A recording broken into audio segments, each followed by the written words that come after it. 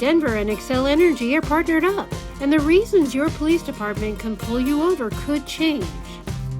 Here's what your Denver City Council members were talking about this week and what it means for you. After over a year of working out a deal, the lights are on with the franchise agreement between Denver and Xcel Energy. The 20-year agreement grants Xcel the right-of-way to lay down infrastructure for power and gas, but council members wanted to see more community benefits and engagement. Xcel agreed to invest at least 1% of substation budgets for station design improvements so they can fit into neighborhoods better, $125,000 for energy affordability programs, and $250,000 yearly for energy resource navigators to help people get into those assistance programs. For us to be successful, we need more than the possibility of projects. We need a transparent process, clear accountability, and a shared understanding of how these investments will actually happen. Otherwise, we risk creating commitments on paper that never become meaningful action. The next part is up to you. Council passed this to be on the ballot this November, so get out there and vote. I do not believe 13 people should be up here deciding on what's best for Denver. The franchise agreement has it built into the charter that the voters of Denver should finally make that in vote. And I will be voting it to send it to the people of Denver.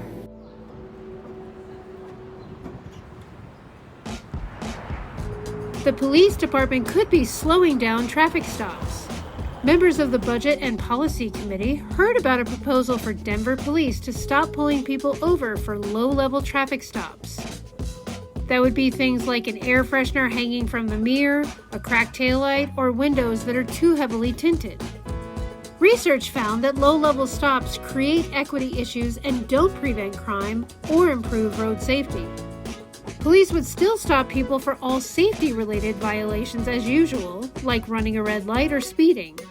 But removing low-level ones would help DPD focus on more serious crimes. The reason I want to get it into ordinance is so that it's not just a statement that our police chief feels this way, but it's that our city feels this way, that not only should our officers be paying attention to serious crime, but we value equity in our law enforcement.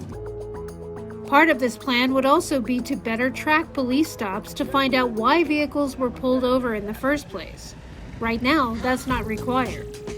The Budget and Policy Committee is just for discussion and doesn't send anything to the full council. But we'll keep you updated if this moves on to another committee. Do you think this will help the police department crack down on crime? Let us know.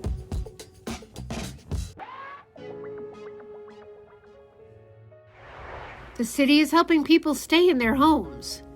The Community Planning Committee heard an update on the property tax relief and the eviction support programs. The tax relief program gives a refund on property taxes to those who qualify. Nearly all of the people served by the program were making less than 10% of the area median income, and the average rebate was about $1,200. The number of applications was down from 4,300 in 2023 to 3,800 in 2024. Eviction Legal Aid is another arm of housing stability. That program served about 3,500 people last year by providing free legal help for those facing eviction. About a third of the cases were dismissed and people were able to stay in their homes. Eviction filings were about flat between 2024 and 2025.